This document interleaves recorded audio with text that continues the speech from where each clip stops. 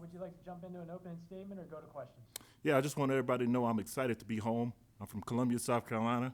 Coming to the Carolina Panthers is like a dream come true, and I'm just excited for the journey and can't wait to get started on the field next week, but having fun so far in the off season. Awesome. Appreciate it, Coach. And with that, we can go ahead into questions. Again, guys, just raise your hand, and we'll start with Cassidy Hill.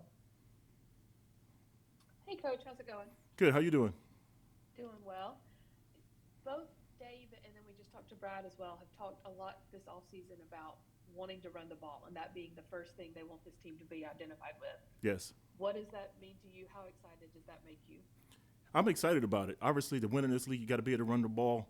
Just be efficient, making sure that you're matching up, obviously, your run with your play-action passes to try to get chunk yards when you do take shots down the field. But to me, everything starts up front with the offensive line, the running game, the tight ends, the receivers blocking, and the running back running the ball as well. So I'm just excited for the opportunity just to get this thing going and making sure we have success running the football. All right, let's go to Jeff Hawkins. How we doing? Greetings, Coach. Jeff Hawkins from the Charlotte Post. Yes. I was just wondering, how is Mike Sanders' attitude and involvement coming off such a down season last year? And what do you expect of him next year? All I can tell you is everybody's showing up to work every day. He is also, and everybody's had a positive attitude so far this offseason.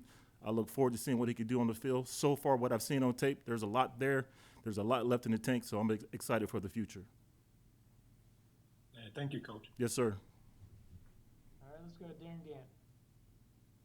Harold, along the lines of running the ball, I mean, there was a lot of investment in that offensive line position this offseason. As you look at those five guys you're kind of slated to have up front right now, what do you think that group's going to be able to do, and what are you kind of focused on with them in the early part of the offseason?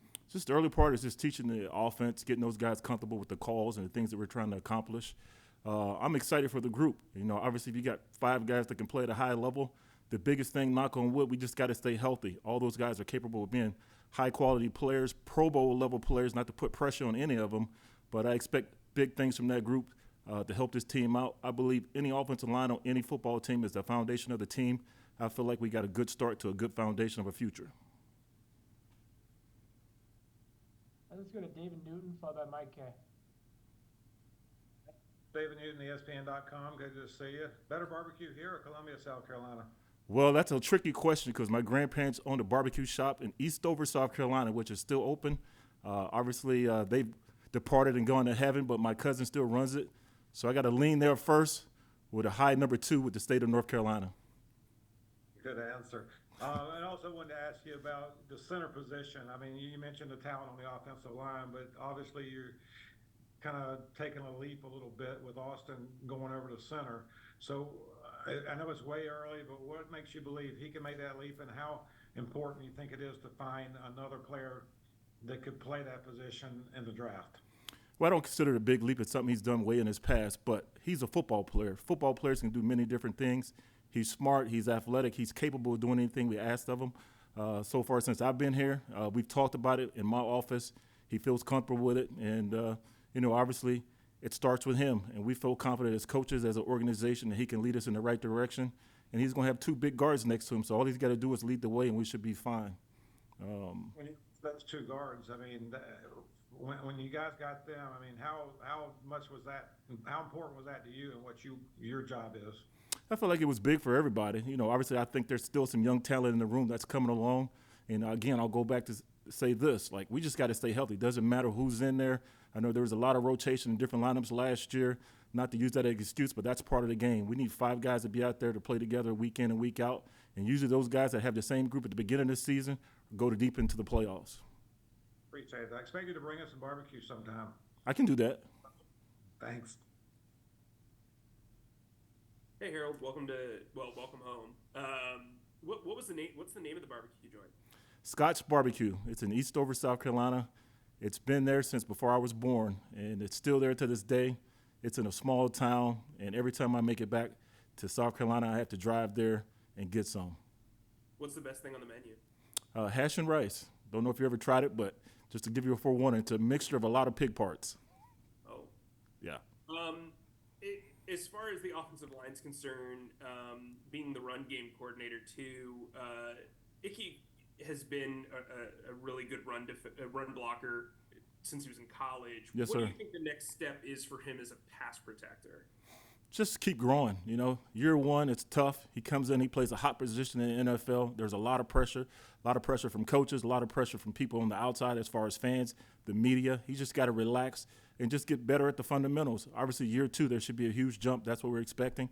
Coach Gilbert, who would coach him personally week in and week out, is going to get him better. He's a guy that's Coach Gilbert's coached a guy like Tristan Wirth, Luke Gadecki, Donovan Smith back in other places that we coached in the past, but he's going to get him at a high level, and Icky knows we want great things from him, and it all starts with him on the left side protecting the quarterback. And then you come with Dave here and some of the other offensive staff members. I'm just curious, in the 1 year that you guys spent together, what made you buy into what he does as a coach and want to follow in, his lead, I guess, so to speak, here? The thing about Dave is, and you guys already probably know this, it's the energy, right? He's happy. He's happy-go-lucky every day. He's always positive. There is never a down day. Even in the early days in Tampa when we were struggling last year, he was the same guy every day. He stayed consistent, and I can appreciate that. He's a guy that has a vision, and we're all going to follow that vision, and hopefully we have a lot of success here. Thank you. Yes, sir. Now let's go to Joe Person. Hey, Harold, it's Joe Person with The Athletic. Hey, how we doing? Back in the day, I worked at the state paper in Columbia. I'm guessing Scott's Barbecue was mustard-based? Nope. Vinegar? No. Yeah, it's a little hot sauce, a little extra vinegar in it, but it's pretty good. You got to bring you some. Well, I just was checking it out online. It looks legit. But Good. Listen, appreciate you doing this. Wanted to ask you about your years when you were in Tampa, competing against this team, and obviously the Panthers have had a lot of changes in recent years. But I guess specific to last season, wondered what you saw of them from afar. Just from afar, probably one of the hardest opponents to prepare for. Up front, I thought the defensive line and the outside backers and inside backers played really well. Secondary tied into the front end very well also. Just the pressure packages, I thought all those things were great. It was probably by far, in my opinion, the toughest opponent to prepare for just from a game planning standpoint, and just good players overall around the first level, the second level, and the third level of the defense. But we expect big things for those guys. They're well coached by all the coaches on defense, so we just got to make sure they get some rest in between series and then come out and kick butt when they have to close the game out. We've also heard when we talked to Dave shortly after he was hired, he talked about being stubborn last year with the run game. Yeah. And how hard was that for you guys in that mentality when early in the year it wasn't quite clicking? Well, it was a process. It was a new system. They brought some new things that I haven't done before. Not that it was foreign to me, but it was a process. And then it's a position where we're in as coaches. You have to figure out what your players can do. So as we travel along the thing called the season, we started to figure out what the guys could do up front, what was good for the running back, what was good for the tight ends to execute from a blocking standpoint. And we did get better. The key is to get better as you go along. I felt like we got better.